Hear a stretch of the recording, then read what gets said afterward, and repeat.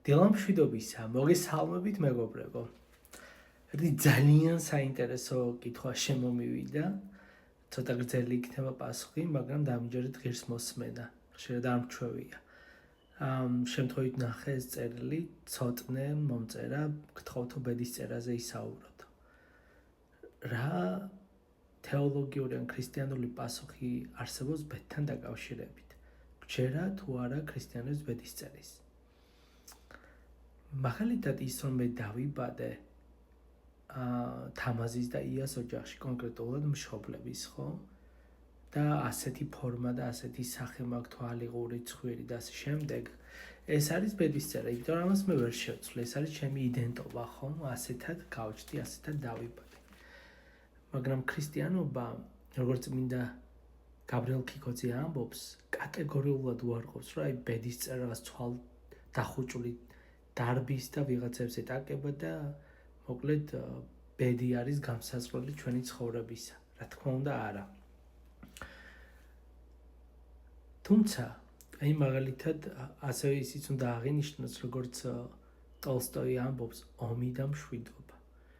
ადამიანები, როდესაც ჯგუფად რაღაცა ერთ დიდ მასად შეიკრიბებიანო, უნებლიეთ იმ გზით მიდის, როგორც ყველა მიდისო.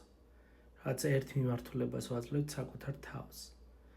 შექსპირიც ამბობს, ხო, მიქცევის და მოქცევის რაღაც პერიოდები არის ადამიანის ცხოვრებაშიო.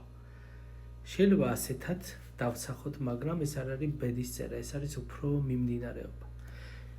მე წაგიკითხავთ, რას ამბობს წმინდა გენადი კონსტანტინოპოლის, უბრალოდ წმინდა ლეონტი კონსტანტინოპოლელი ამ საკითხთან დაკავშირებით. ძალიან მნიშვნელოვანი და მე ვფიქრობ, რომ ბევრისთვის ყურადსაღებია. სრულად გასცემს პასუხს ეს ტექსტი. შემიძლია ეს ეპირადაც თქვა, მაგრამ რამე რო არ გამომრჩეს. ამიტომ დაე არავინ შეაცდინოს ერეტიკოსობის აზრმა, იმის თაობაზე, რომ თითქოს და ადამიანის ცხოვრების წლები და დღეები მკაცრადაა განსაზღვრული. უფალი არც ახანგრძლივებს და არც შეამოკლებს ხოლმე მათ. ანუ ღმერთი არც დიდხანს აძლევს ადამიანს და არც უმოკლებს, ხო? უფალი რას აკეთებს მაშინ? რაც შეეხება იმას, რომ თითოეული ადამიანისთვის წინასწარია განსაზღვრული სიკვდილის სახე, დღე, საათი და ასევე ის თუ როგორ გარდაიცვლება, კატეგორიულად ამბობს, აგვაშორე უფალო მსგავსი ფიქრიო და მსგავსი უაზრობა. ყოველივე ეს დედაბრული ზღაპრებია. თან კაცს როგორ სიტყვას ამბობს, დედაბრული ზღაპრები. თუკი თითოეული ადამიანისთვის გარდაცვალების ვითარება განსაზღვრულია და ამის თავის არიდება არანაირად არ შეიძლება, მაშინ ავადმყოფობისას რატომ მივმართავთ ექიმს? და შეწევნას ვთხოვთ უფალს და წმინდანებს, თუ ისაც უკვე განსაზღვრულია. სხვაში გასვლისას რატომ ვეძებთ უსაფრთხო ნავსადგურს და ვერიდებით მეკობრეების მარშრუტებს, ხოლო მტერთან შებრძოლებისას სიფრთხილეს ვიჩენთ? თუკი აბელისათვის წინასწარ განსაზღვრული იყო ის სიკვდილი, რა სიკვდილითაც გარდაიცვალა, რატომ დაისაჯა კაენი, რომლის მიმართაც ზიზღს ვგრძნობთ?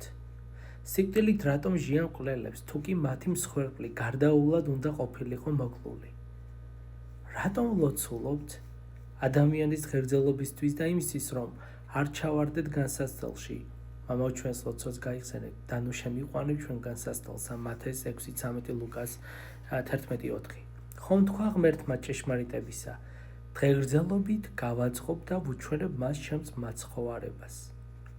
მანვე ასევე თქვა, მომიხმე შენი გასაჭირის დღეს და მე გიხსნი და შენ განმადიდებ მე.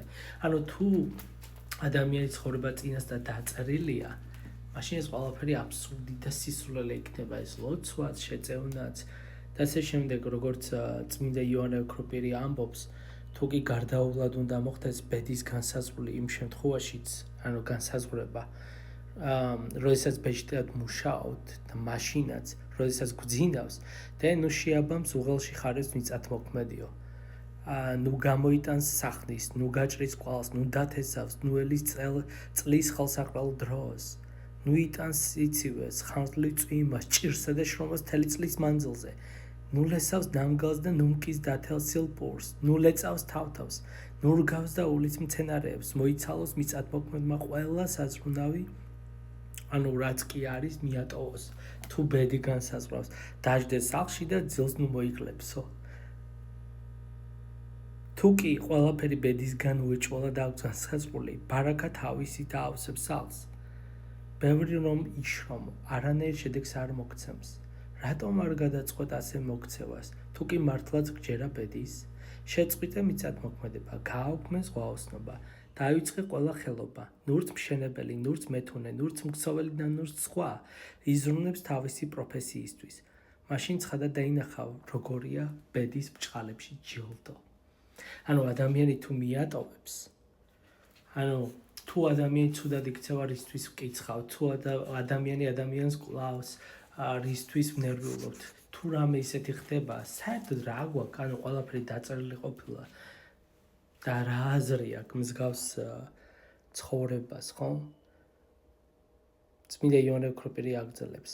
გცურს დამარწმუნო რომ გჯერა ბედის და ის შენი აზრით მნიშვნელოვანია, ნუ დასდე ბრალს, ავაზაკს, გამყიდველს, მაგალითად ასევე იუდას, რომელმაც მაცხვარი გაყიდა, თუ ეს ბედად ეწერა, მაშინ რა აზრი აქვს მის ცხოვრებას.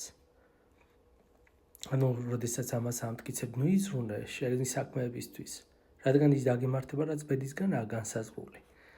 გადაყარე ოქრო, რამდენიც გაქვს, ნურაფრად ჩააგდებ სახლებს, სავაჭროებს, მონებს, რადგან შენი ასეთი უზრუნველობა ზიანს არ მოგაყენებს, მაგრამ შენ ვერ გაბედავ ამის გაკეთებას.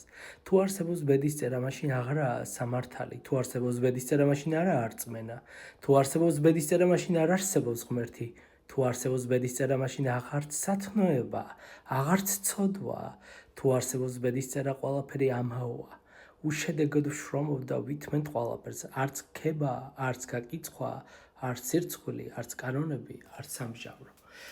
თუ ბედის გწამს ადამიანს, მაშინ საერთოდ ნებისმიერი მოქმედება განსაზღვრული ყოფილა წინასწარ.